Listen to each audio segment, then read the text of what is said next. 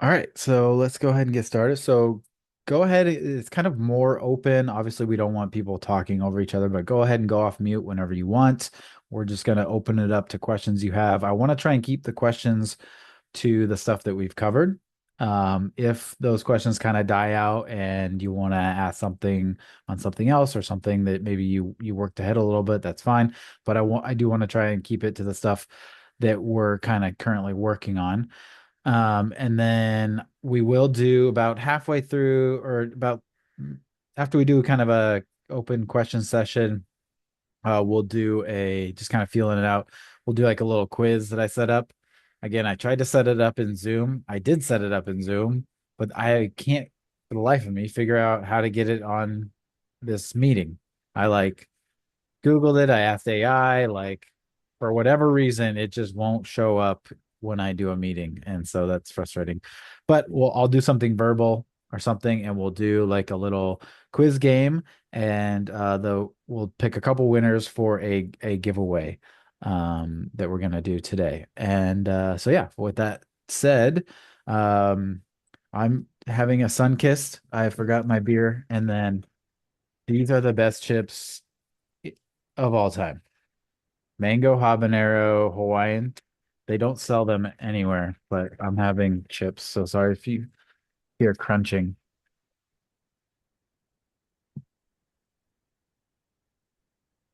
All right. Any questions?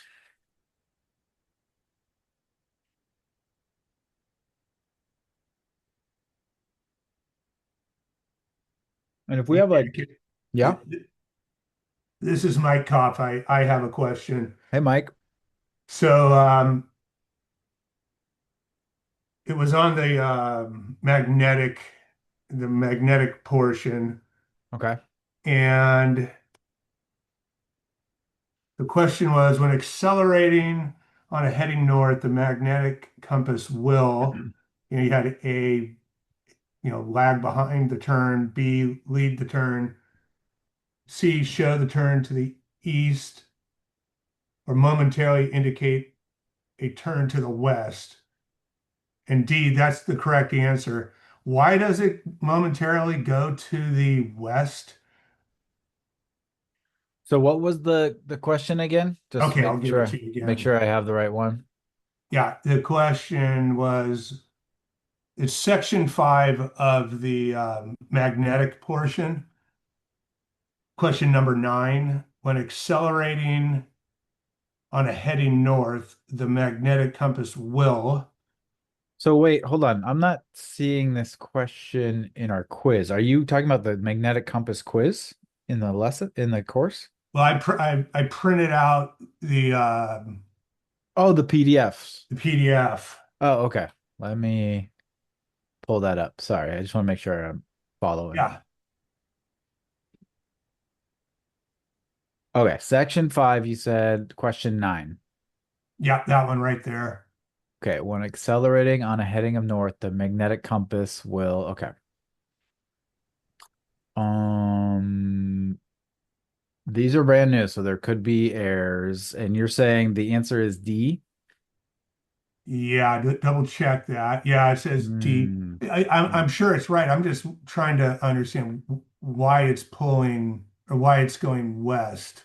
No, so this is so okay, so this is good. I mean, it's good that we can all kind of talk about it. So it's a good question. So when accelerating on a heading of north, so this we're talking about acceleration errors, right? So uh does anybody remember the acceleration errors?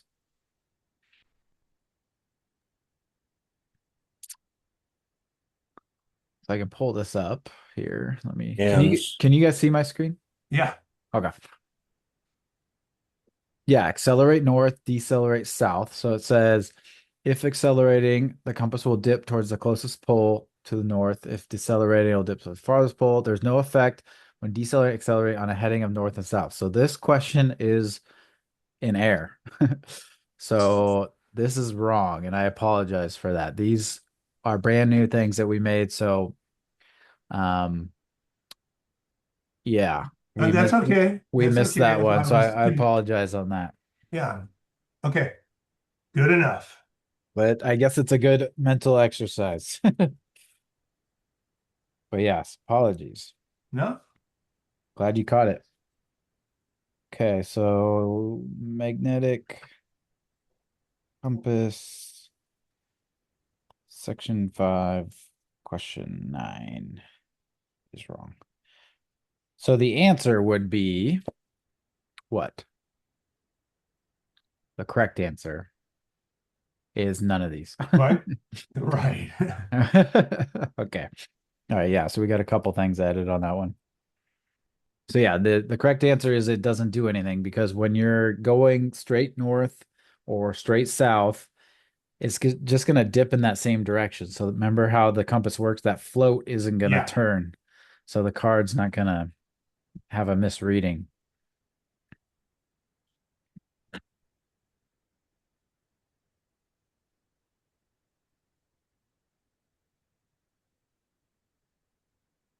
I guess that begs another question. Should I not be spending much time on these PDFs? So the PDFs are meant to be a bonus. So if you get through everything else, you want some more practice, that's what the PDFs are meant for. Okay. Um, and they shouldn't have errors, but they are brand new. They haven't really been, beta human tested yet. So Okay. only my eyes have gone over them. I had an assistant help me make it, and then so two sets of eyes, but you know, um, there's usually some human error involved, so we probably missed some things, unfortunately.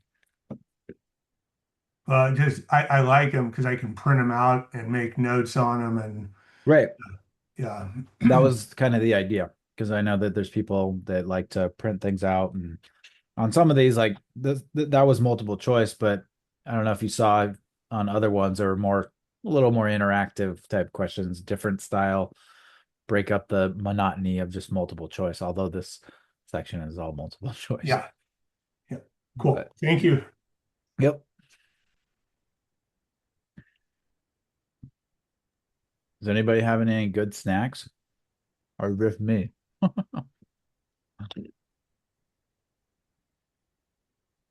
Was everybody on a diet or something? What the I hell? want to know where you get those chips from because those are I haven't tried those.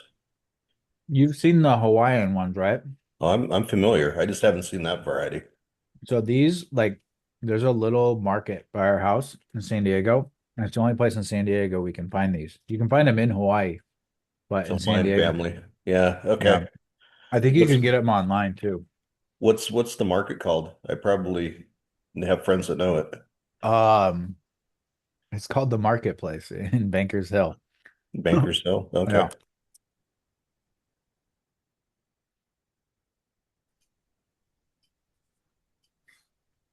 Nick, I have a question for you. Yeah. Is the wording of your questions on the quizzes and stuff very similar wording to how the actual questions will be in the real test?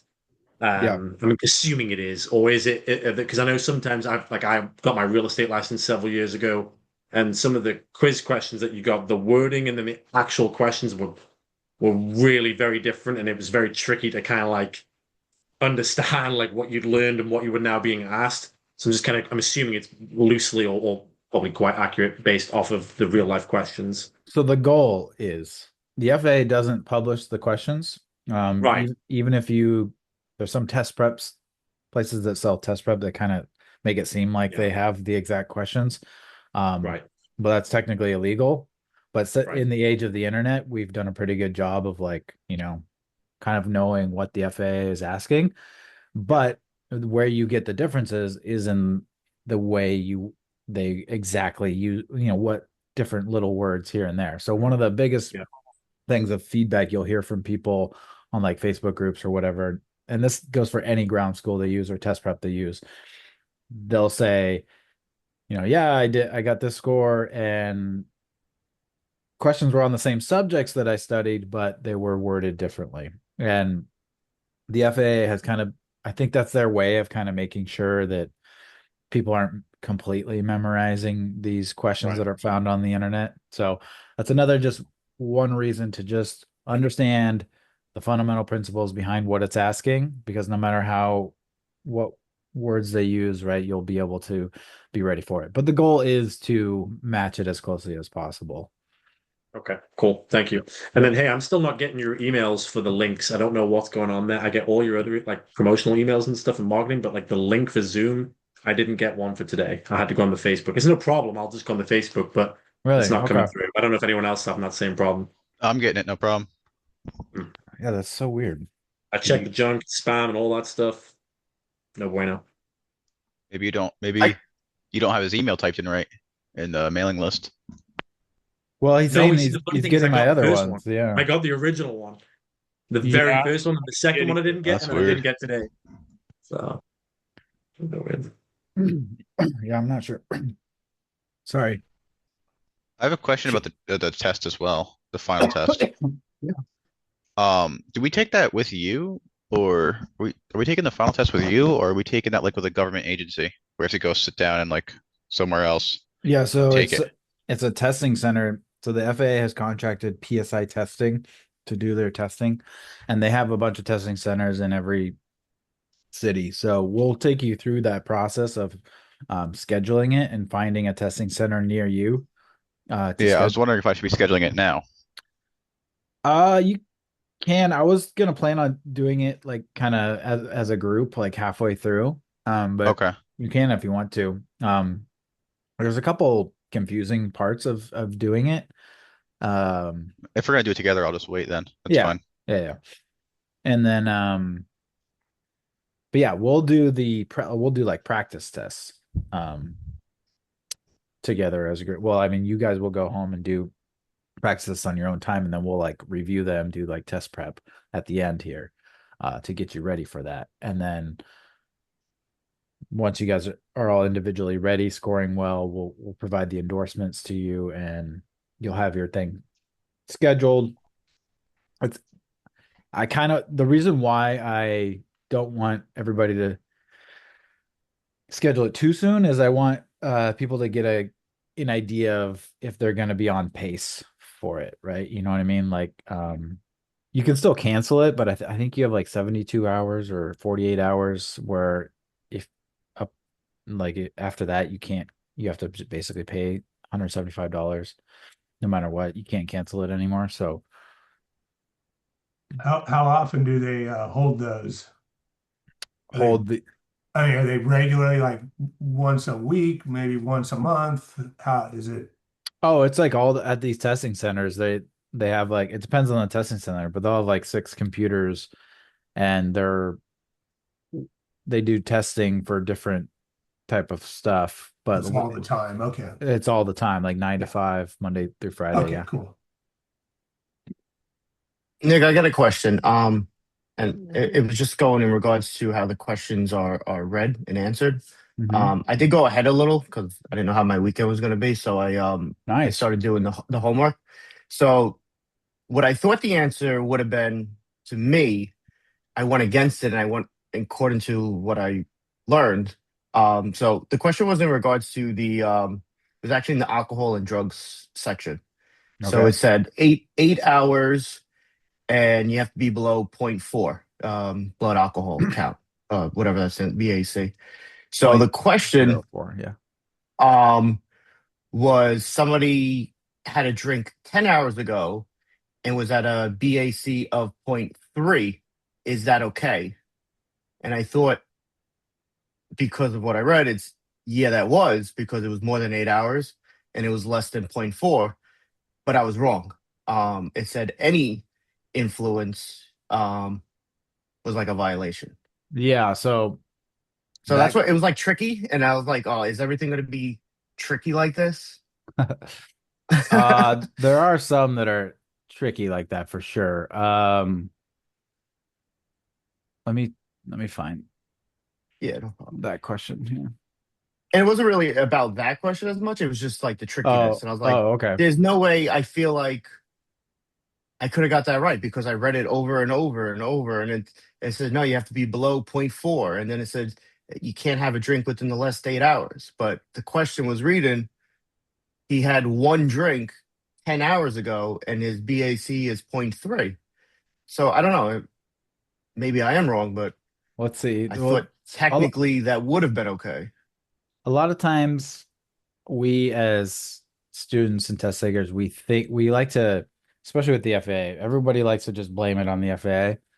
And a lot of times there's something you might just be missing in the question. So that's what I want to check Okay. on here first. I think it's right there. I see it. No, number 3 Number 3 right on your here. screen. Okay. Yeah, if a pilot, yeah, that's It's it not right had there. any alcohol and it's a BAC of 0.03, but they're still slight. Yeah. So Oh, so they're they're still still slightly under slightly the under the influence. influence. Okay. So Yeah, there's the because tricky that I didn't pick up on. and so I created this question myself, actually. I remember this because so I haven't heard or known the FAA to have this exact question. I know they ask about this, but because the FAR, the specific FAR, says all three of those things. You can't have a drink within the last 8 hours. You can't have a BAC of zero point zero 0.04 or higher, and you can't still be under the influence. So that was kind of my way of making sure you understand every single part of the FAR. Okay. So Yeah. yeah, my first instance was to say no, that was a problem. But that, like I said, I was like, oh no, no, no, no. It says if you point 0.4. So I should have stuck with my initial answer, which I always heard is always go with your first instant, but Yeah. I should have read more into it. Okay, thank you. Yeah. No worries. I thought that was a good question from the standpoint you read it a couple times and then you really read it and saw, it was saying more than just two items. The influence part was what you were trying to get us to identify, I Yeah. felt. Yeah. No, I'm glad you think so. Sorry, I'm just reading some of these chats. Mott's. Mott's like a snack? Is that where you're having Mott's? Is that a snack? What's Mott's? Durga didn't get the email. Okay. Let me add that. Let me check on that email as well. I think there was a Durga, do you get other emails from us? Because I know there was a couple people here in the VIP that unsubscribed to our marketing emails, so we can't send you emails. No, yeah, I think I haven't received any email lately. Yes, for a few, I saw the first email a couple of days back, or might be a week ago, and that's it. I haven't received any email after that. Okay, well, I'll check in on that, but I'll still always post them in the Facebook group for you guys. I'll make sure to keep doing that just in case.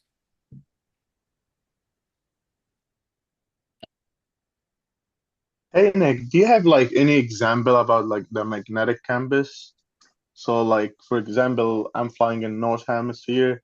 I'm like hitting 240 and I'm turning north. Like I'm gonna undershoot like 10 degrees, 5 degrees. Like any example? You want to go ahead and yeah, we can do an example. So you're Thank talking you. about yeah, so first off, yeah, you have to know the latitude that you're flying at.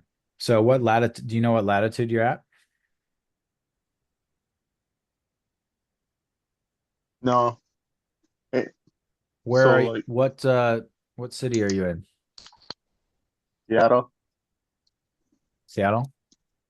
Latitude Seattle. So you're 47. So this is going to be 47.6. So 47 to 48-ish. That's going to be your maximum amount of turning air um, that you're going to have, right? Because we can approximate that based off your latitude. So you would change this to here. Let me do this real quick. I think there's a way I can like annotate. Yeah, here we go. Can you guys see me cross this off? This Yeah. 330? Yes. Okay, Yeah. cool. Yes. So that'll change to, let's say 47, right? 47. And then this is still 0 here. And then this would be, oops. What did I do? I don't want,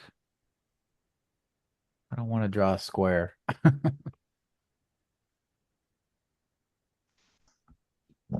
Oh my goodness.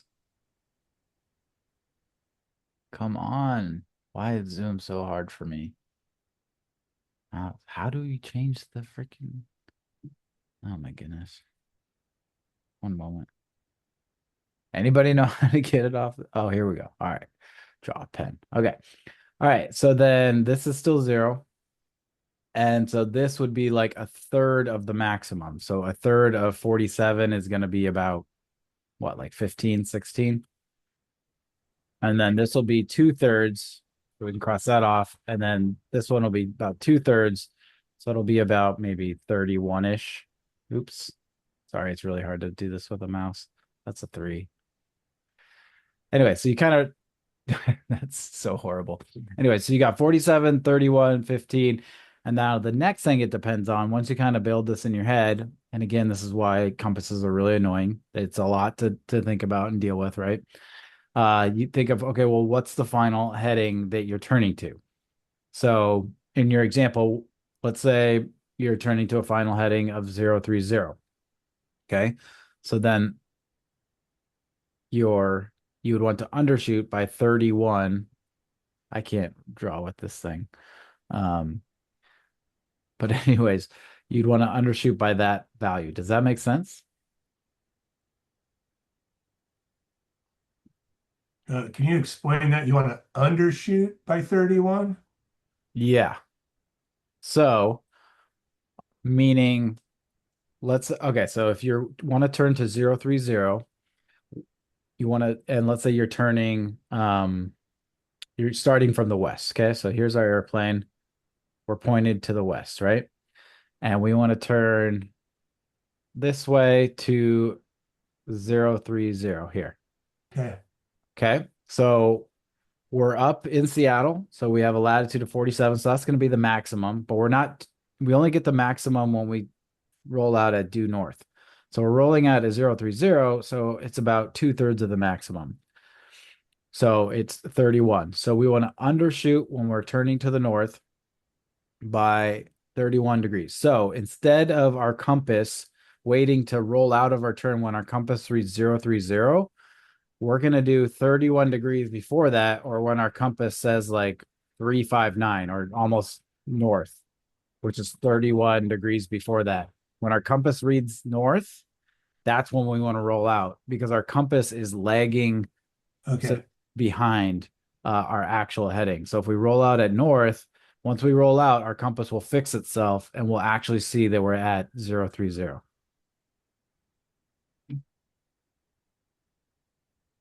I need to get like a pen or something so I can write better. Yeah, I good have a question. question. Mm-hmm. How important it is to like roll out before? Like is that during the check ride? That's what they check? Or like you can always correct like after the fact, isn't it? Yeah, so it's true. You can always correct, but especially in as you get more advanced as a pilot, if you want to go on to like IFR, when it's assumed that you're flying low visibility, you're flying in clouds, and ATC is telling you to, roll out, turn left and roll out at 020 or whatever. Um, ATC expects you to be at that heading. And so they're going to direct, if it's really busy airspace, they're going to be telling other air traffic to do similar things, and they're going to expect you to be at the altitude they told you, and flying in the direction they told you to. So it's much more important, and the precision is much more important as you get more advanced and fly in more trafficked airspace.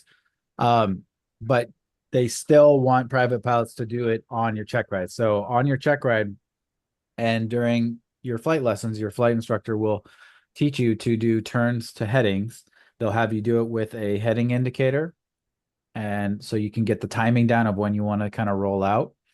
And then they'll have you do it with a compass so you can kind of understand the compass errors. And then they'll even like, put you under foggles where you can't see out and you just have to use those instruments. My flight instructor had me under foggles with a simulated vacuum system failure. So my heading indicator wasn't working, my turn coordinator wasn't working, my attitude indicator wasn't working. And so I was I mean, that's like really kind of the worst case scenario, right? So you got to use your compass and you can't see out the front of the window. Um, so I don't know if every check ride examiner is going to have you do that type of situation, but they're definitely going to have you turn to a heading and roll out on that heading. And there's, if you look in the Airman Certificate Standards, which is in your bonus video and downloads course, or you can just find it on the FAA website, the PDF. That is like every single thing you're going to be asked to do on your check ride. And it says within there, like the limits of what is pass or fail. So, like, like for example, doing a steep turn, you can only lose altitude by a certain, you can only change altitude by a certain amount, plus or minus. I think it's like 100 feet. I And believe when it's about 100. what's that? I believe it's about 100, within 100 feet on a check ride. Yeah. So, and I think there's a similar kind of limit on rolling out in turns as well, but I'm not 100%. So yeah. Okay, thank you. Mhm. Do we have to count like variation too? Do you have to account for variation? Is that what we said? Yeah. Um, yeah, so variation is accounted for when you are planning your flight. And the reason why is because the charts we use to plan are two-dimensional. They're 2D. And so we developed a thing on 2D charts called True North. And so we're measuring everything in relation to True North. And then if we want to then use that when we fly, we have to kind of convert it to 3D Earth flying, I guess you could say, where we would convert it using variation. So we want to, depending on where, so let me pull up example here of a chart. Oh, come on, clear those annotations for me. Get out of here. All right. So, all right. So let's say we measure, we just measure a course line. I don't know if you guys can see here. Let me go back to annotating. All right. So here is,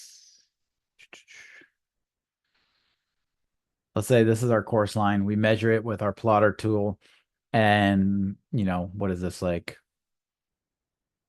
325, the direction of 325 if we're flying in this direction. I don't know if you guys can see that. Let me get a different color here.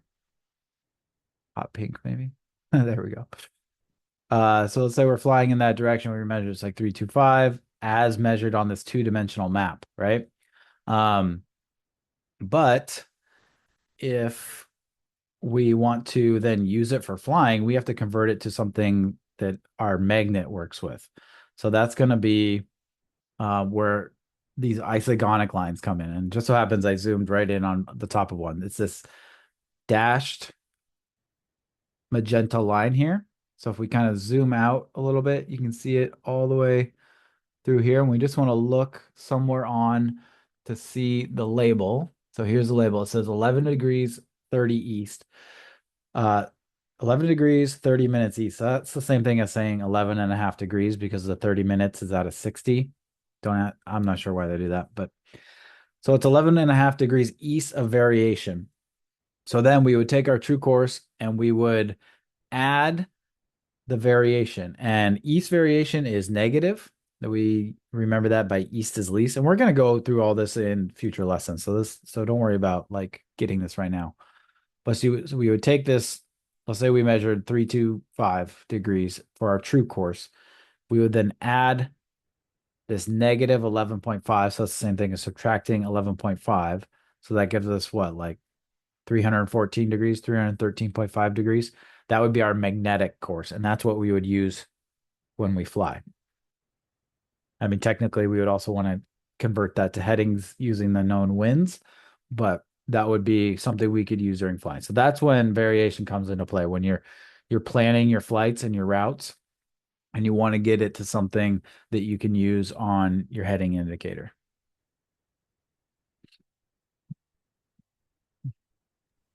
Thank you. Mhm. Okay, I got some. Let me read the chat here.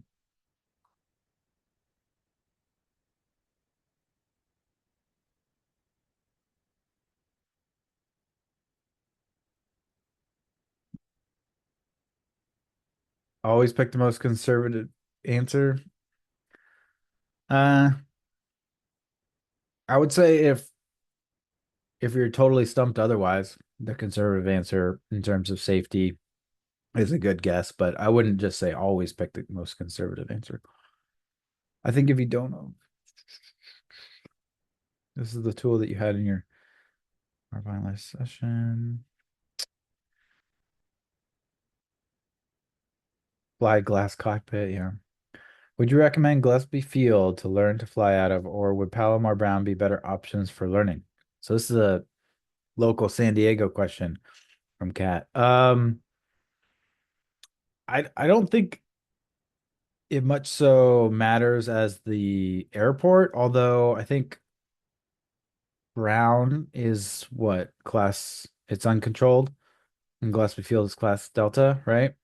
I think it would be better to learn in class Delta, and then you got some class Bravo from K San Diego near you as well, so that it's like kind of a good perfect mix of like you go east and you're in uncontrolled. You can just stay, once you get out of the class Delta, kind of gives you like the best of both worlds. We're not too much controlled airspace and traffic, but like just enough to learn all that stuff and talking to ATC. So I would say Gillespie Field, but I would say it's more important to find, a good flight instructor and a reliable airplane. Kay has a question about altimeter setting. What is the approximate change in indication? I really struggle with the magnetic compass quiz. If we have time, could we walk through a few of those questions? Yeah. So let's start with your altimeter setting question here. Let's see here. I think there's a way I can get a whiteboard up. Oh, here we go. Whiteboard, new whiteboard. We'll stop the screen share. That's fine. Okay, can you guys see this whiteboard? Yes? Okay, cool. All right. Don't draw all over it. All right, so we have 311. Let's see if I can type this. Yeah, there we go. So I don't have to draw with my mouse. So 311 to 29.96. Oh, you know what would be better actually? Sorry. Altimeter. That altimeter simulator. I'll pull that up too. Okay, so the question is setting change from 30.11 to 29.96. What is the approximate change in indication? Okay, so first off, let's talk about the magnitude of indication because there's the how much it's going to change, and then there's the direction that it's going to change. So, Kay, are you able to go on the mic? Yeah. Okay, so first magnitude. Can you tell me what you know about the magnitude or I what you can't think? remember. Okay. So it's 1 inch. Oh, is it 1 inch per 1,000 feet? Yeah, 1 inch Okay. equals 1,000 feet. Okay. And so we're saying 30.11 inches to 29.96 inches. So if you just subtract the two numbers, right, you're going to get 0.15, right? So you're changing it by 0.15 inches. So how would you get that in terms of feet? No idea. Okay, so 1 inch is 1,000 feet. So all we would have to do is multiply the 0.15 by 1,000. So what you're gonna do is if you ever get this question, you're gonna find the difference between these two. So 30.11 minus 29.96, and then multiply that difference by 1,000, and that'll convert it to feet. So you get 150 when you do that. So that's the magnitude of change. So that's the magnitude of change. And then for the Okay. direction of change, this is a little bit confusing, but I'm going to switch to this screen share. All right. So let's start off at, let's say we're at 1,000 feet of altitude. And so you said it was 30.11 or 30.11. Yes, Okay. 30.11. 30.11. All right. So we have 30.11 in here. And it changed because I changed the setting. And it's got about, let's actually get that to be something more closer to 1,000 to start off, just so it's easier to figure out for us. Okay, that's basically 1,000, right? Okay. So it reads 1,000 right now. We're at 30.11. So if we change it, and what was the one we changed to? 29 or 9 or 6. 2, 9, or 9 or 6. Okay, so what does everybody think the direction would be? Do you think it would go up or do you think it would go down? Well, I could try to explain it through the way I'm thinking, and you can Yeah. tell me if I'm wrong. So it looks like we're going from high pressure to low pressure, right? Yep. So our aircraft's going to think that we're climbing. Okay. So yeah, you are okay. I want to say good job first because you got the high pressure to low pressure. Our altimeter is sensing low pressure. It thinks we're going to climb, but I mentioned this and maybe I mentioned it too fast, but this is why students get confused because so you think when you change the altimeter setting that that is like the same thing as the pressure changing in the altitude, but what you're doing here is you're actually changing the reference. So when you change, so the easy way to remember it is it goes the same direction. So if you decrease this, it's going to decrease the altitude. If you increase it, it's going to increase the altitude. So if we change it to 2, 9, or 9 or 6, watch what it does. 2, 9, or 9 or 6, it goes down. By how much? 150. You're on mute, but I think you said 150 feet. Yeah. And the reasoning it does that again is I can pull up the whiteboard again, but essentially yeah, let me do that actually. I think that'll be a good exercise. Sorry, I keep switching back and forth, but whiteboard, where's the whiteboard? Oh my goodness. Why is this?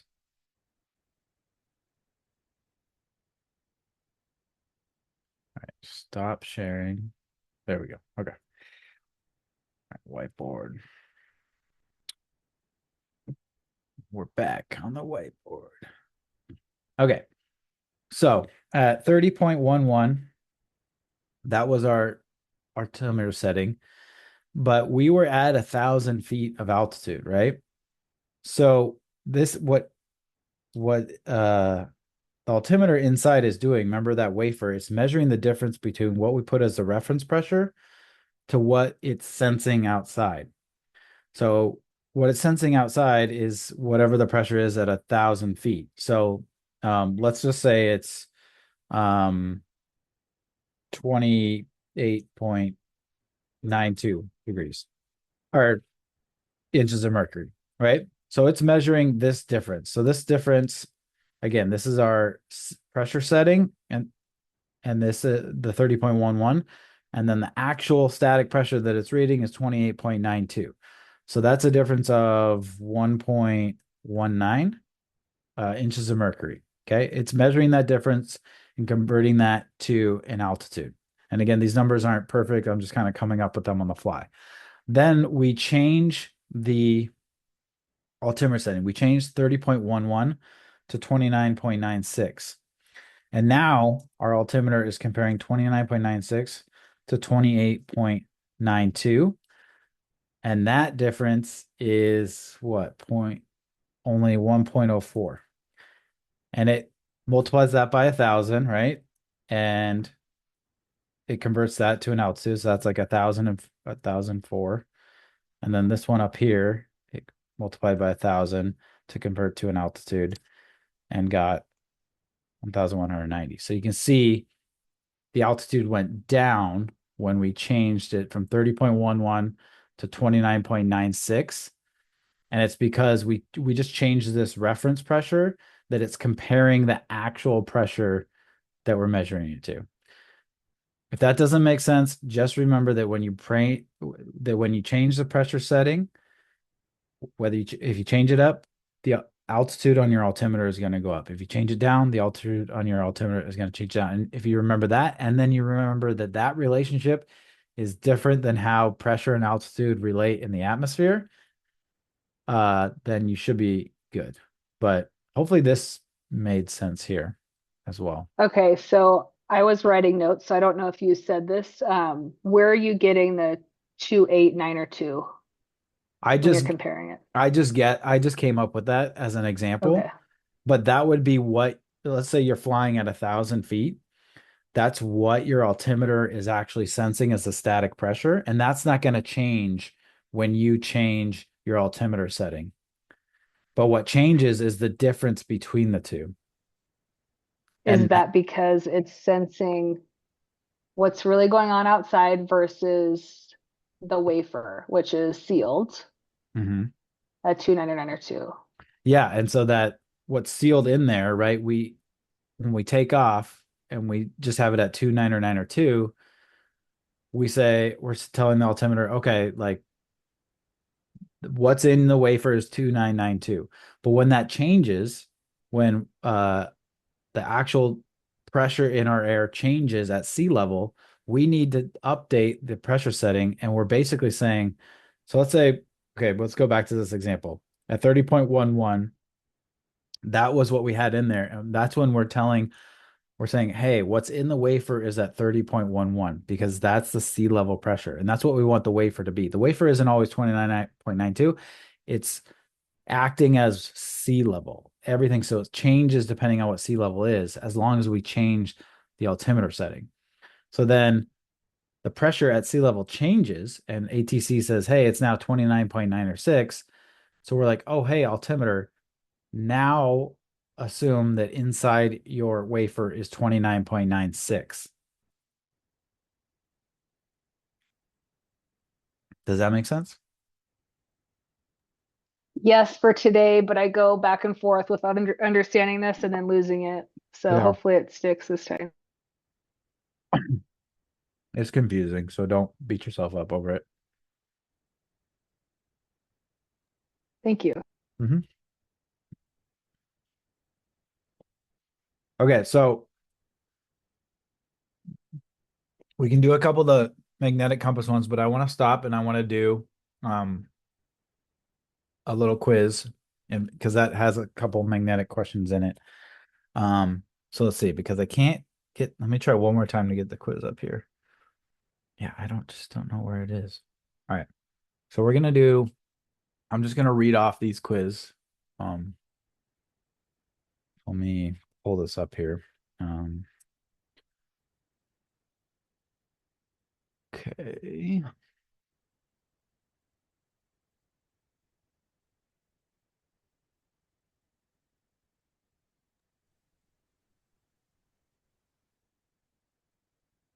Oh my goodness. All right. Zoom is really annoying me.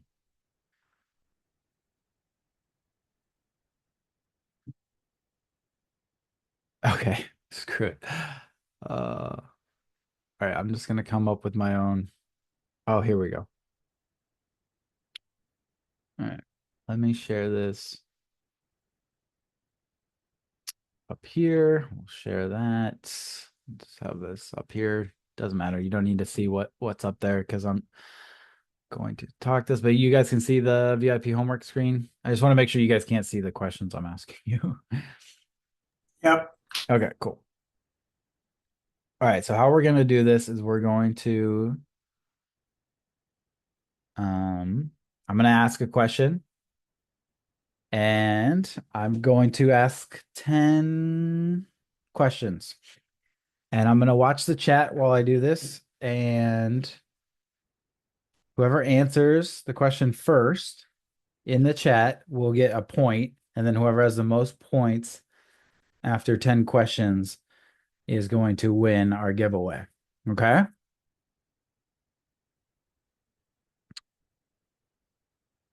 All right. Is everybody ready? What are we fighting for? What's that? What's the giveaway? Oh, that's changed. So today giveaway. Yeah, okay, I'll tell it now. So today's giveaway is going to be a sweatshirt, quarter zip, or hoodie. Well, actually, we're actually going to give two away, two of those away to the top two people.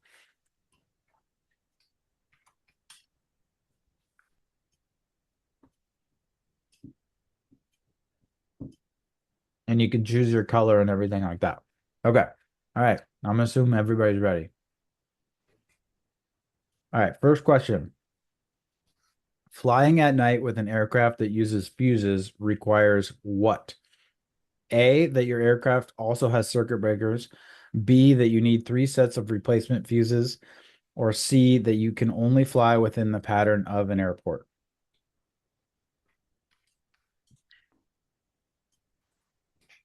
Okay, so the way we're going to do this is you have to say A, B, or C. All right.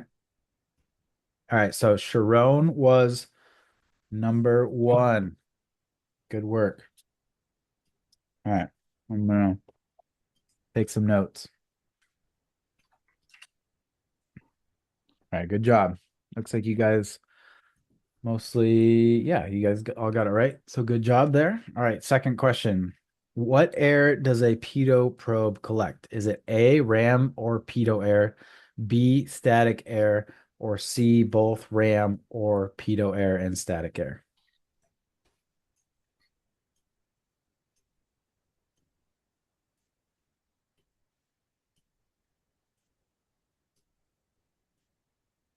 Okay, the answer is A, ram or pitot air.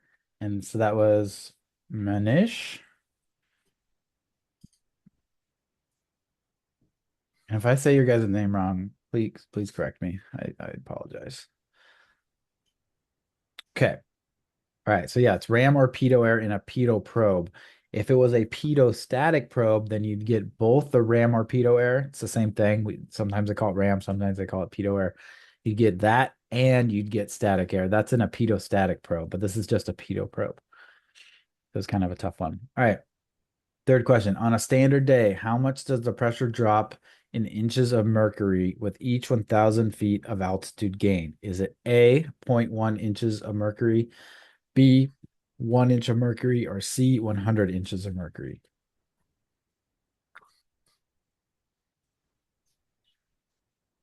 Okay, so the answer was B. So it looks like K was the first one to answer that one. All right. So we got a different person each time so far. So we got a tie for the lead. But yeah, the answer is B, 1 inch of mercury. Looks like everybody got that right. So good job. All right. Number 4. If your vacuum system fails, what 2 instruments will you for sure lose? Is it A, heading indicator and attitude indicator, B, attitude indicator and turn coordinator, or C, attitude indicator and VSI?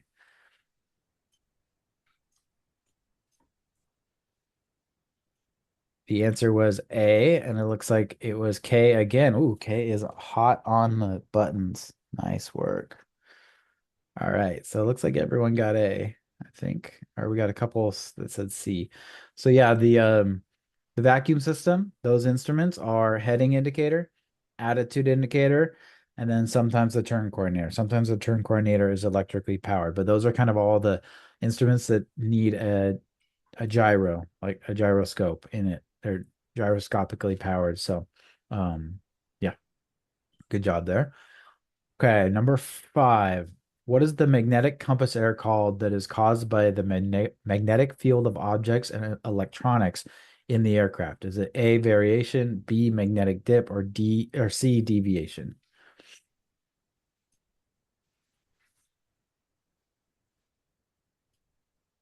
All right, the answer was C, and that was K again.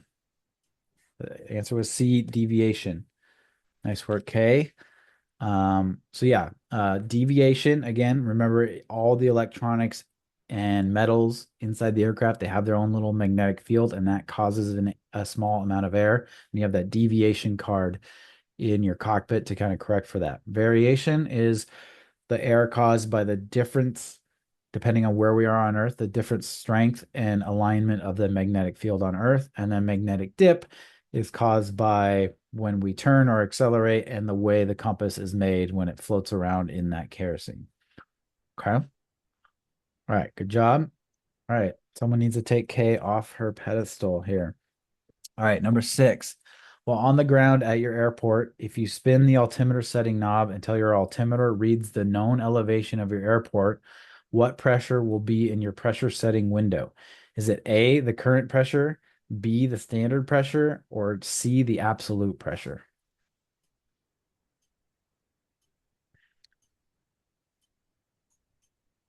All right. It was A, so that was Cole. I believe Cole was the first one there. Nice job, Cole. Way to get on the board. And I gotta say, we'll do different ones because I know, like, for me, um, like I like to think of myself as a smart guy, but like when I have to do like quick Jeopardy things, sometimes I'm not super quick. So then for the next giveaway, we'll do something else where it's not like you got to be fast fingered because a lot of you guys are getting this right. Okay. So just so you know, like it's not a bad thing to have to think about something for a second if you're always getting it right, right? So the answer was current pressure. So if you set the current pressure while you're on the ground into the altimeter setting, the current air pressure into the altimeter setting, it should read your elevation on the ground. And then if you don't have that current pressure, but you know your elevation, you can just spin that knob until your altimeter reads the elevation, and then you can know that what the pressure is by looking in the pressure setting window. Okay. Number 7. What is an advantage for pilots in ATC for aircraft to have an ADS-B? A, ADS-B are more reliable with fewer failures. B, ADS-B transmits more information to ATC, such as 3D position and velocity. Or C, ADS-B can send voice transmission to ATC in the event of radio failures. All right, let's see here. I'm trying to do you guys know who was first? I'm trying to see when the last one. Maybe I should type something to know when I start a new question.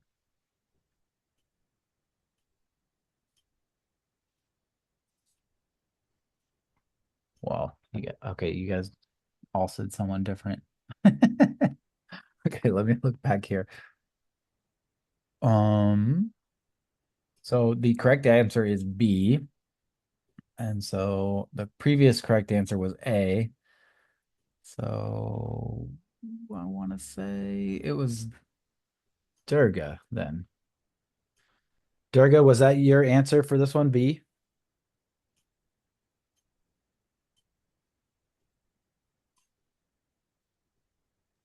No, that was a previous question. Sorry. Oh, okay. Hey, thanks for being honest. Appreciate that. Ivan said to look at the times that was next to the messages. Yeah, but like that still can't be I believe 100%. it was Manish. Okay. All right, we're giving it to Manish. Manish.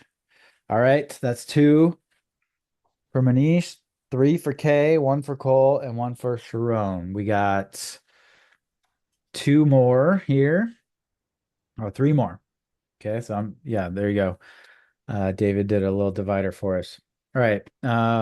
What part of the carburetor causes icing to occur more often? Is it A, the Venturi inlet, B, the fuel injector, or C, the cold metal casing? Cold metal casing sounds like a band name. The answer is A. And that was Darren. Way to get on the board, Darren. Let's go. All right, guys. Two more. So yeah, that just explain that one, the Venturi inlet. It's used to create pressure. It uses Bernoulli's principle to create a kind of a negative pressure so that it can suck up fuel and air into the combustion chamber. So that's kind of the point of the Venturi inlet. It increases pressure, then decreases pressure, and that increases or decreases and then increases the velocity of the flow based off Bernoulli's principle. And so when you increase the pressure a bunch, and decrease the pressure, you change the point at which water freezes. So if you have any condensation or water in there, it can actually freeze at much higher temperatures because of the pressure that you're creating inside that Venturi inlet. So that's kind of the reason for that. All right, number 9. Thank you, Kay, for the divider. What is the advantage of a constant speed propeller? A, it permits the pilot to select a blade angle for the most efficient performance. B, it allows the aircraft to land at slower speeds. Or C, it decreases the stall speed. All right, the answer was A, and that was K. Good job, K. I think we're still gonna do one more, but K, because we're still going for second place here. But Kay is running away with this. So it permits the pilot to select a blade angle for the most efficient performance. That's the whole point of the constant speed propeller. The name constant speed is essentially by change at different altitudes and different angles of attack, the force that the air exerts on the propeller will change. And so it'll slow down the propeller or speed it up. And if you want to keep constant speed, you can change the angle of that blade to kind of keep a constant speed, and it helps with like performance. That's kind of a quick summary of what that's about. All right, last one. What is the advantage of an aircraft with a retractable landing gear? Is it A, fuel savings, higher cruise speeds, and increased climb performance? B, fuel savings, lighter weight, and increased climb performance? Or C, higher cruise speeds and better controllability? All right, this answer was A, and that was, looks like Darren. All right, good job, Darren. All right, we have Darren and Manish, each with 2, and then we have Kay with 4. So we'll give out 3 victories today to you 3. So you guys, congrats. Good job. Good job to everybody on that one.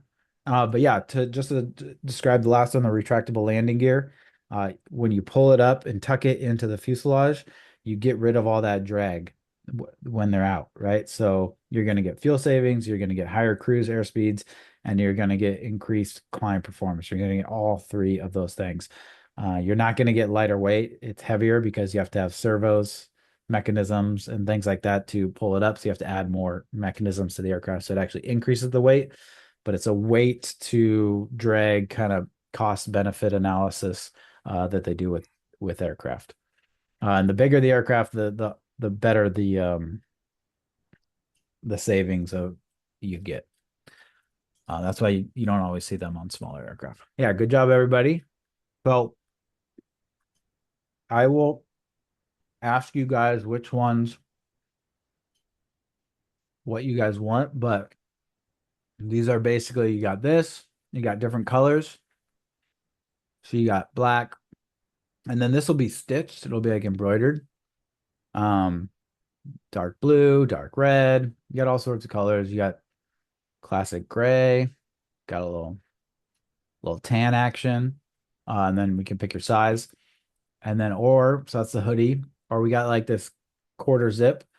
This one's a little bit different. If you can see on the logo here, these are more, they can do a better exact match of our colors on this one. For some reason on this one, they can't, they just have less colors. So it's more of like a orangey thing if you care about that. But I do love the quarter zips myself, or just a crew neck sweatshirt. So let me know which one.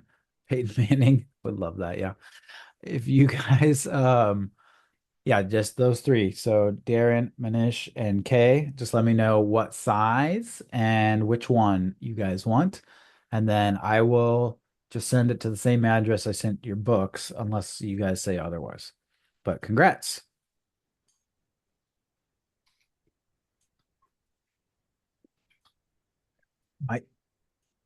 My cat is laying on top of my CPU, and he's stepped on the power button before, so don't want him to do that. Okay, so let's do some questions from the magnetic compass quiz. Let's kind of just do this together. Everybody can see my screen still? Cool. Alrighty. There is one person that is unmuted. I can kind of hear like just so you know. It's not too loud or bothering me, but if you could just check that just in case you. All right. Now, come on, cat.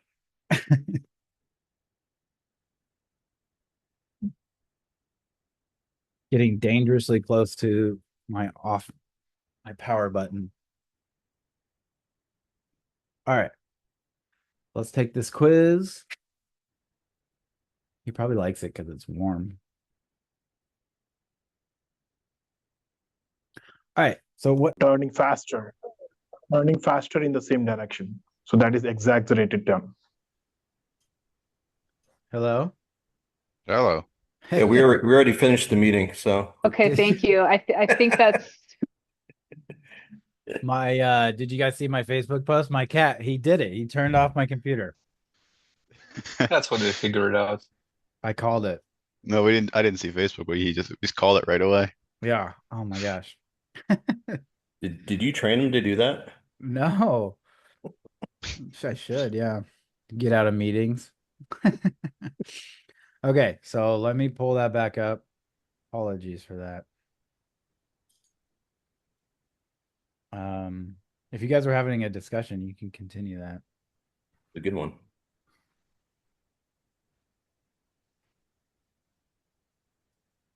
okay. So when we're going north to east or west,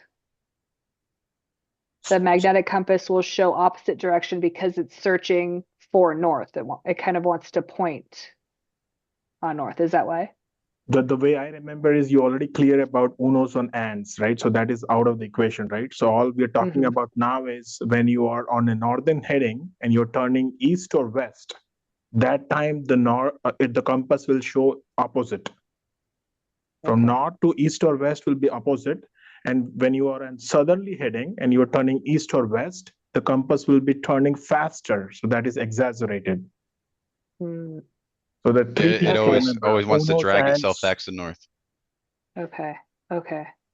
Ah, I love it. Okay.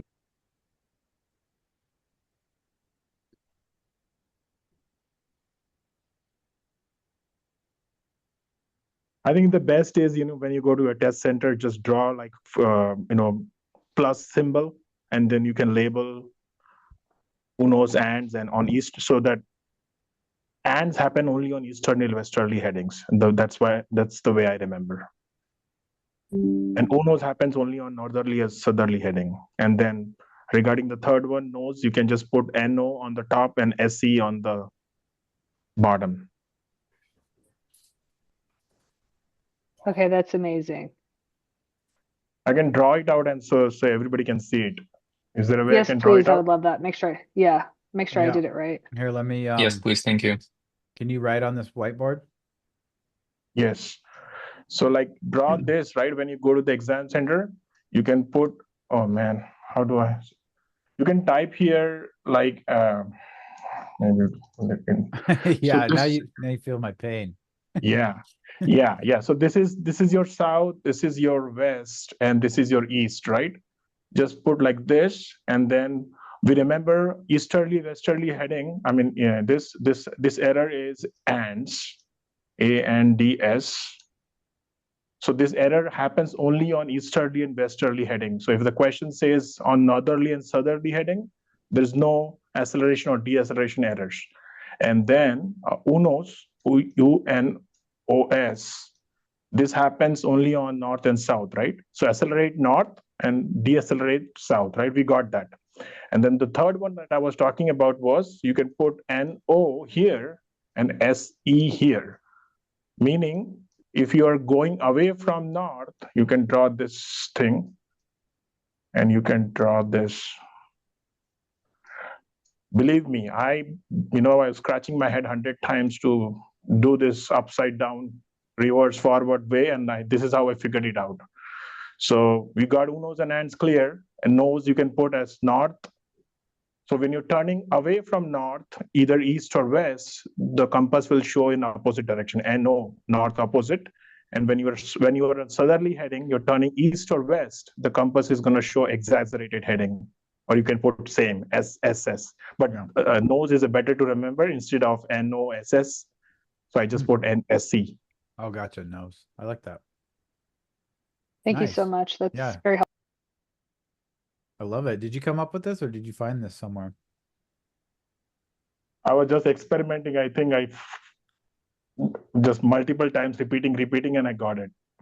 Nice. What do you guys think like this? Are you guys going to use this as well? Maybe Manish will let me put this in the course if it helps a lot of people. Go for it. Yeah. I guess we'll see when we go through some of these questions. Make sure you secure royalties. Yeah, I think I have. Yeah, I was gonna say, don't do it for free.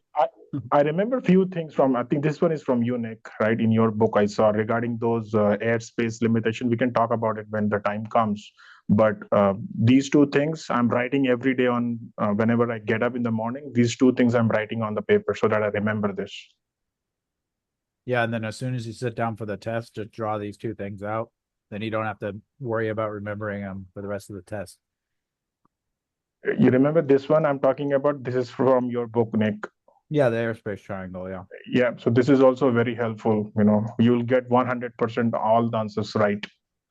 But we can talk about this when the time comes. I don't want to confuse anybody here. Yeah.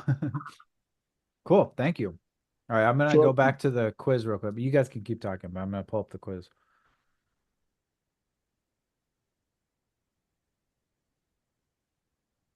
Everybody see that? Yeah. Crap. All right, so let's just kind of go through these one by one. What do you guys think the answer to this is? Put it in the chat, and then we'll kind of do this. Yeah, I think that'll be fun. We'll take this quiz as a team, whatever everybody says the answer is the most, and then we'll review it at the end.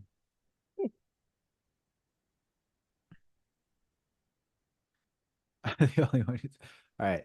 So during flight, when are the indications of a magnetic compass accurate? Only in straight and level flight. I like that. So do you guys. Let's go to this next one. In the northern hemisphere, the magnetic compass will normally indicate a turn towards the south when a left turn is entered from an east heading, a right turn is entered from a west heading, the aircraft is decelerated while on a west heading.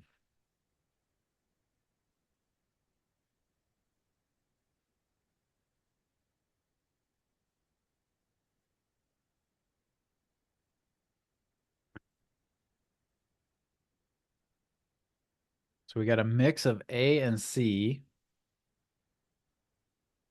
So A says a left turn is entered from an east heading. So we're going east. We enter the left and it's going to turn to the south. So let's see. Let's count how many we have here of each. We have 2 A's, 3 A's, 4 A's, 5 A's, 6 A's, 7 A's. Okay, says B. 1, 2, 3, 4, 5, 6. I think C. Man, it's like a tie. I think Durga breaks the tie with C. Let's go with C for the group, and then we'll explain what it is at the end. Deviation in magnetic compass is caused by the what? Presence of flaws in the permanent magnets of the compass, difference in the location between true north and magnetic north, or magnetic fields within the aircraft distorting the lines of magnetic force. All right, yeah, you guys got C. So we'll move on.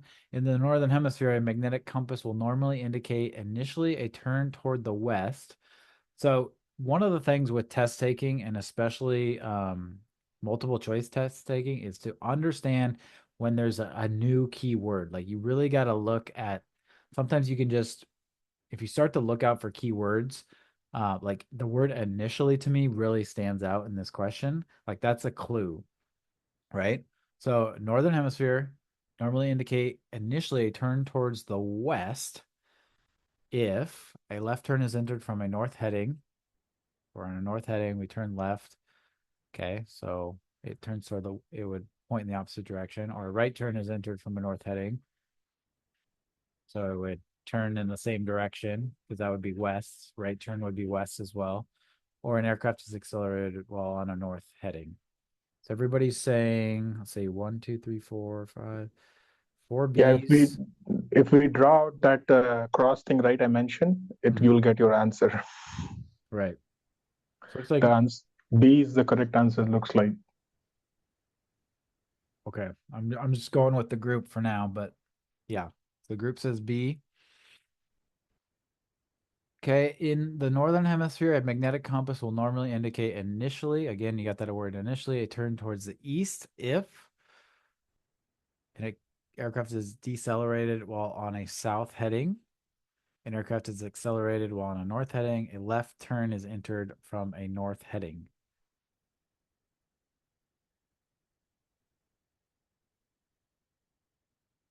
Looks like everyone's saying C. All right. So a couple more here. In the northern hemisphere, a magnetic compass will normally indicate a turn towards the north if a left turn is entered from a west heading.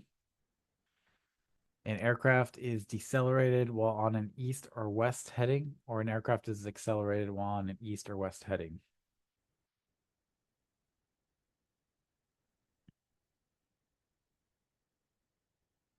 Looks like we got C is probably the one you guys are liking the most.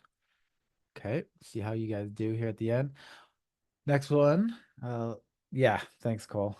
I was just gonna do the same thing. What should be the indication on the magnetic compass as you roll into a standard rate turn to the right from a south heading in the northern hemisphere? The compass will initially indicate a turn to the left. The compass will indicate a turn to the right, but at a faster rate than is actually occurring. Or the compass will remain on south for a short time, then gradually catch up to the magnetic compass of the airplane. So we got a couple C's, couple B's, 3 C's, 4 C's, 5 C's with a question mark, 3 B's. Looks like C on that one. Oh, couple more B's. B's making a comeback. Is anybody going to break the tie? C. All right, David says C, so he breaks the tie. We're going to go with C. All right, last one. In the northern hemisphere, if an aircraft is accelerated or decelerated, the magnetic compass will normally indicate A, a turn momentarily, B, correctly when on a north or south heading, or C, a turn towards the south. Thank you, Cole. All right, looks like everyone likes B here. Okay, let's see how we did.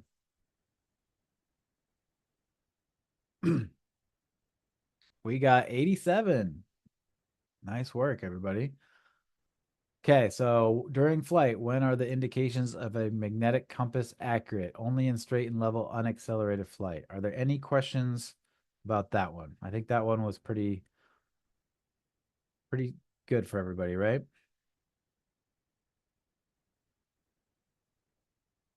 Okay, the next one. In the northern hemisphere, a magnetic compass will normally indicate a turn towards the south when, and the answer is the aircraft is decelerated while on a west heading. So remember the decelerate or accelerate was ANDS. So accelerate north, decelerate south, and Manish's, is it Manish or Manish? Manish? Manish, okay. So Manish's drawing, he said that's only when you're on east or west, right? So turn towards the south. That fits. West heading. Okay, so we're on a west heading, so we're thinking of ANDS, ANDS, so accelerate north, decelerate south. This says turn towards the south, so we go with decelerate, right? Any questions on that one?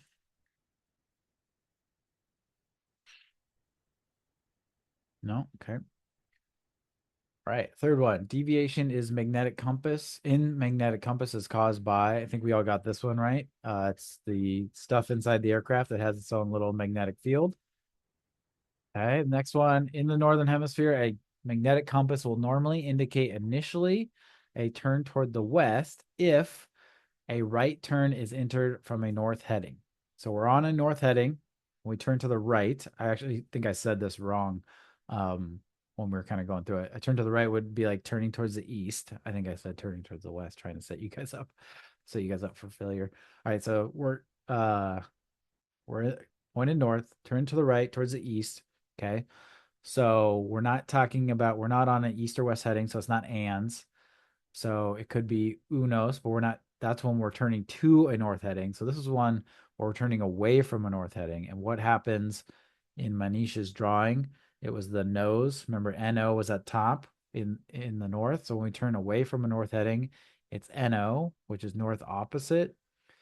So when a right turn is entered from a north heading, it's going to turn towards the opposite. And this says normally indicate initially a turn towards the west, which would be opposite. And again, that initially is a key word because then it kind of catches up after that. But initially, a turn in the wrong direction. Any questions on that one?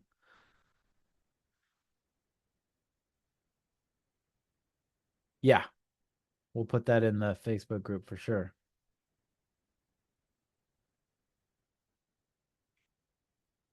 Okay, next one. In the northern hemisphere, a magnetic compass will normally indicate initially a turn towards the east if, and the answer is a left turn is entered from a north heading. So again, we're talking about a turn from a north heading. So we're talking about NO, north opposite, right? So if we go left, we're turning towards the west. So it would initially show a turn towards the east, which is what the question says. Turn towards the east. Oh, I can't highlight that, but oh, there we go. Well, not really. Any questions on that one? So yeah, all these, Manisha's drawing is, if we can get that down, I really like that. If you guys can get that down, I think you can get pretty much all these. In the northern hemisphere, a magnetic compass will normally indicate a turn towards the north if an aircraft is accelerated while on an east or west heading. So we see east or west heading. That's the ANDS. And we see the word accelerate. So accelerate north, ANDS, right? Accelerate north. So that fits. Normally indicate a turn towards the north if you accelerate on the east or west heading. Any questions on that one? Okay. All right. This one we got wrong as a group. I think it was like, was this the 50-50 tiebreaker one? What should be the indication on the magnetic compass as you roll into a standard rate turn to the right from a south heading in the northern hemisphere? All right. So we are pointed to the south. Let's just read the clarification, see if that helps you guys. When you roll into a standard rate turn to the right from a south heading in the northern hemisphere, the compass will indicate a turn to the right, but at a faster rate than is actually occurring.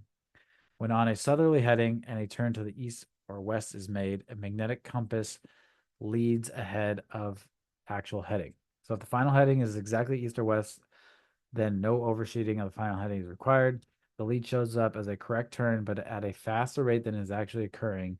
The compass is leading you. So this in Manisha's drawing is that nose, NOSE, the SE part. So we're pointed in direction of the south. We're turning away from south. There's some other words in this question kind of meant to confuse you, like standard rate turn. You think, oh, but south is same, or south is, I think, exacerbated or exaggerated, Manish said, whatever one you want to use for that. But yeah, it's going to, so the correct answer, the compass will indicate turn to the right, but at a faster rate than is actually occurring. So it's going to kind of lead ahead and go first in the same direction. And then the last one, in the northern hemisphere, if an aircraft is accelerated or decelerated, the magnetic compass will normally indicate correctly when on a north or south heading. So this is that ANDS, again, to Manisha's drawing. That's only applicable to east or west. So this says when on north or south. So it fits the description of aircraft is accelerated, deaccelerated. Magnetic compass will normally indicate correctly. So that fits. All right, any questions?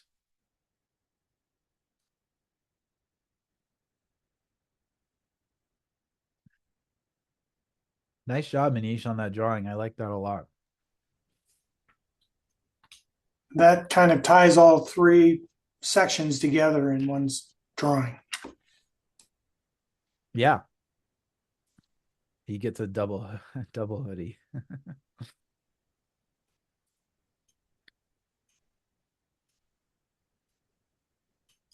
Yeah, I love it. Cool. All right. Well, any other questions you guys want to chat about? I expect these to go about hour and a half, but I don't really have huge expectations on them. But I know it's Friday and people had a long week, so kind of just go with the flow, but don't want to keep you guys for too long if you don't want to be here. All right, well, if you guys have questions, let me know. I'm gonna pull up the next kind of what we're gonna do on Monday and the homework until then. But if you have a question, feel free to ask it.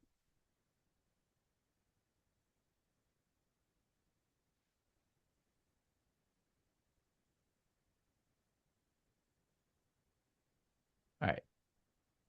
So this is us today. So excuse me.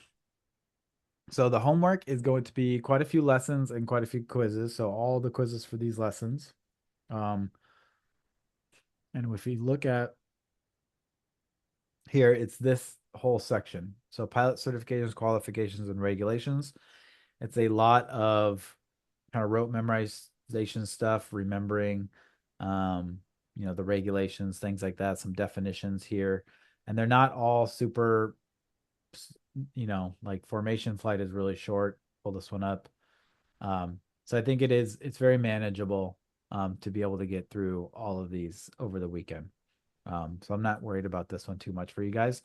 It does look like a bigger list than what we've done, but don't worry, it's probably the same, if not even less amount of questions in the quizzes. So Nick, I have a question. yeah. Um, I'm assuming the more information there is on a topic and the more questions you have on the quizzes, like the quizzes that have like 26 questions compared to the quizzes that have 3 questions, that reflects how like the FAA exam is. There is more on that topic than there is on this topic. Yeah, yes. I would say for the most part, but don't don't rely too much on that, if you know what I'm saying. Like, don't be like, all right, Yeah. these 5 lessons have the most questions. I'm just going to study these, No. because ever since the end of 2023, we have seen the FAA ask a very like almost evenly distributed random assortment. Like before that, I used to teach that like, hey, weight and balance, cross country planning, um, you know, airspace. Like there was like 5 or 6 kind of things. I was like, you got to know these, and if you know these really well, you can pass the exam. I used to literally tell people that, and but it's not like that anymore. It's much more just kind of you can. It's much more random and evenly distributed. But yes, like there's definitely going to be more questions on the pedostatic system and those instruments than there are on, um, you know, formation flight. Definitely. Are there any like topics that like you just like maybe like I don't know, I'm seeing it right now on the screen and it makes sense. Alcohol and drugs, it would kind of figure that there'd be a guaranteed 2 or 3 questions about that because it's quite important in that sense. Are there any others that are, and maybe that's wrong, but are there any others that are like it's guaranteed to be on there? Pretty much guaranteed. I know not literally, but you know what I mean. Yeah, I wouldn't say there's a guarantee anymore after I said they went completely random. We have some people who they never bring out their flight computer, and some people that are Oh like, shit. I had 6 flight computer questions. So it really is random. Okay. But I will say again, this happened after 2023. there's a much larger and we've updated our course to reflect that. There's a much larger focus on in the written exam on like safety when it comes to the critical phases of flight. So like takeoff, landing, taxi, anything around flying those things, safety procedures, things that can come up like wake turbulence. And we're going to cover all this stuff, but we've seen Yeah. a focus on them really. And I think they kind of did an internal study and they said, you know, these are the issues that student pilots are getting into accidents in these situations the most.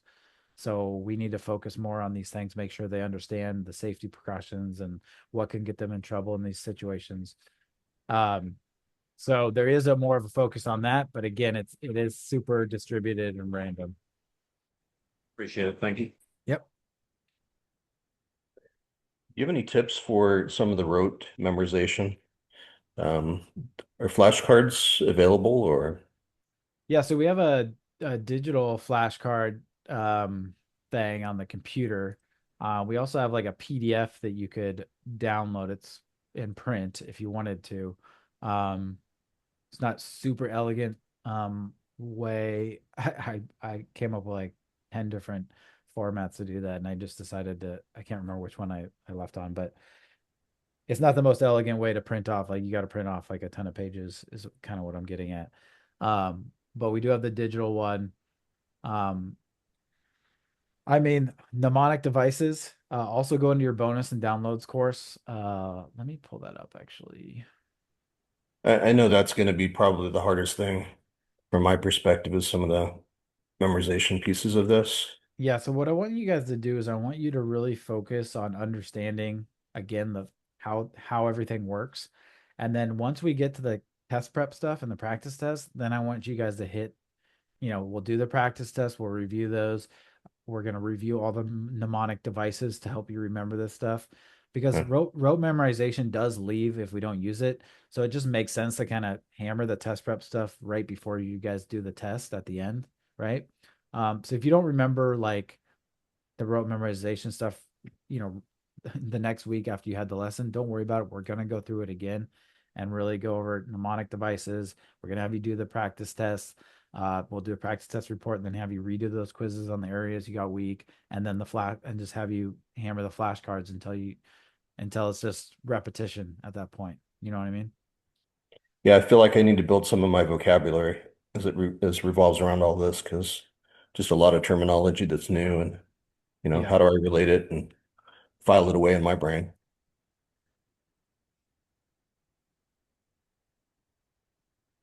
Goodness. My cat is back on the computer. All right. Let me just show you real quick this bonus course. All right, there's another bonus course you have called bonus PPL downloads and videos. You guys can see this. Yeah, okay. So some stuff to help with rote memorization. Let's see here. The pilot acronym mnemonic guide. So Manish, if you allow me to, I would probably add your diagram to that. There's just tips and tricks and mnemonic devices to add to help with remembering things in here, so that's good for that. And then the let's see here.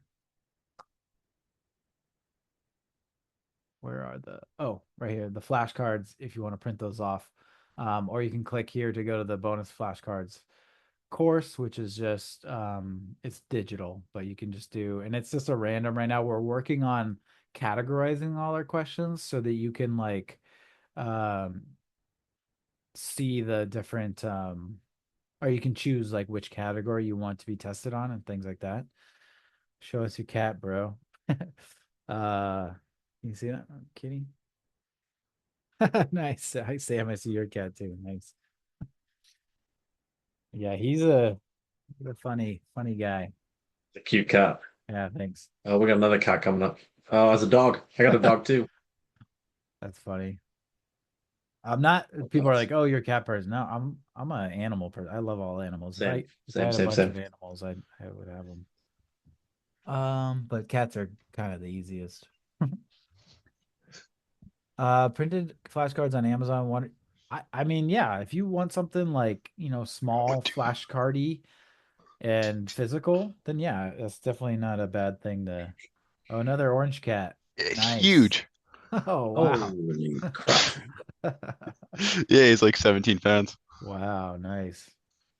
I think this guy would be purely round if I just let him eat whatever he wanted. Oh, I have to strictly control mine. Yeah, that's right. The 12 feeds a day or whatever. Yeah, it's me. Yeah. That's funny. All right. Um, cool guys. Well, who was it that mentioned continuing a Zoom if you guys want to do like study sessions like in a small group or something? Can't You left it remember. up last time, didn't you? Because when I was doing my homework yesterday, I joined it and it was still open. Oh, really? Yeah, I joined it. Yes, I joined the class link from last time from Wednesday, and it was still open. And I just sat in there while I was doing my homework in case anybody else joined. Yeah, Okay. same here. Yeah. Were you guys I might have been able a little bit to? earlier than you, Cole. Oh, okay. Well, not Well, today. I mean, I was doing Thursday night. I was doing the homework. Yeah, same. I was probably earlier. I'm not sure Yeah. when you were Are you in. East or West Coast? Uh, East Coast. Oh, Sorry. me too. Yeah, so I was the doing. so the Yeah. Wednesday night link worked on Thursday? Yes. Oh, okay.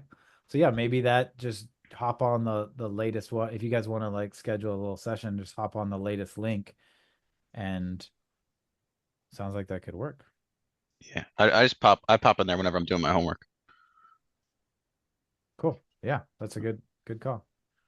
I like it. Michael says until next class, could you put random questions in the Facebook group? Yeah, any of what we've covered, Michael? Yeah, kind of like what we just did today. Yeah. Like when you're doing the questionnaire, I just figured to keep the wheels turning in my brain, so I don't forget any of this stuff. Yeah, man, I can Um, do that for sure. cool. Cool. All right, Nick, I have one guys. more. I Oh have one yeah. more if Yeah, you're go for okay. it. Sorry. Yeah, no, Can no, you see no. my screen real quick? Can you see the app? Yeah. So you know when you reset mine the other day for so that I, could go through. Now on my app, and unless I'm missing something or I need to go in it, all I have is the practice test. Oh, it's blurring out. And Yeah. the E6B. Mhm. Whereas previously I had like the flashcards and all that stuff. Do you know how to get that back? Yeah, I gotta look into that. I can't remember. Sorry. No, because it's triggered. Oh yeah. I yeah, I can figure it out. I just Okay, because I'm just gonna have like when I don't know about anybody else is doing this, but like my significant other is around or in the car or walking the dog, I'm just gonna have her pick up the flashcards and just rattle questions off. I do Um, recommend so the practice test generator in our app is like as you can see, you can access that now. It's free. You can right. also do so do you mean the quizzes in on the lessons there in the Well, app? all of it, but specifically the flashcards was kind of what I was thinking. Okay, well for members, use the flashcards through the web portal through the bonus course here. This one because these are all our questions here. The one on the app is like a third of the questions. Oh, okay. All right. Well, Yeah. that's good to know. So just have her log in or use my phone, log in on Google Chrome or whatever, and then just use it that way. Okay. Yeah, it's completely mobile friendly and yeah. Okay. Cool. Yep. Is that Thank the you. same with the quizzes? Like if we want to do the quiz on the phone, should we do it in the app or should we just log on to the website? I always Bring it on the recommend computer. doing everything on the website. Our platform is completely mobile friendly and all our Okay. features are on the website. So you got like you can play audio on the website version, you can have the AI chat, you have all the flashcards have all the questions, you have all the downloads. Our app is meant to be so for a while, just to give you guys some background of why the app isn't like a perfect match, because there was a lot of confusion of that. And so I've been trying to clear that up. I never saw a need for an app because our web portal is like mobile friendly. But then some people were like, well, I travel a lot or I live in an area where I don't have internet.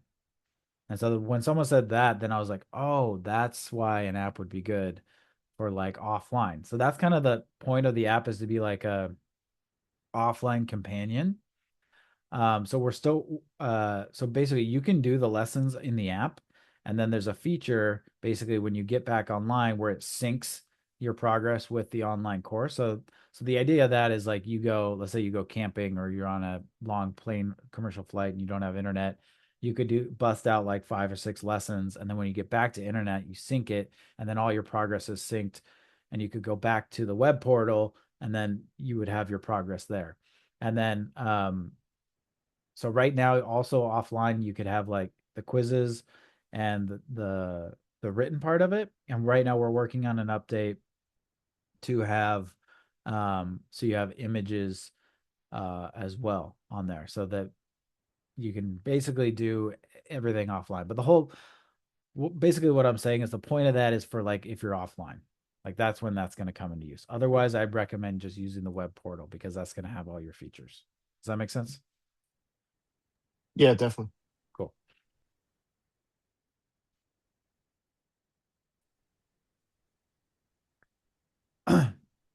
Where do I find the flashcards, Nick?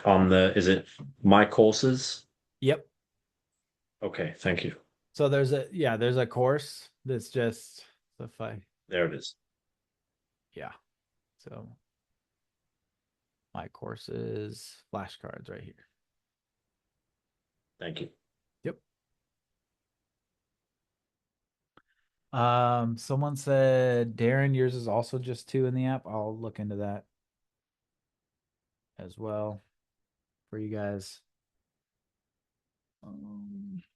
Yeah, thanks for sending that, Cole.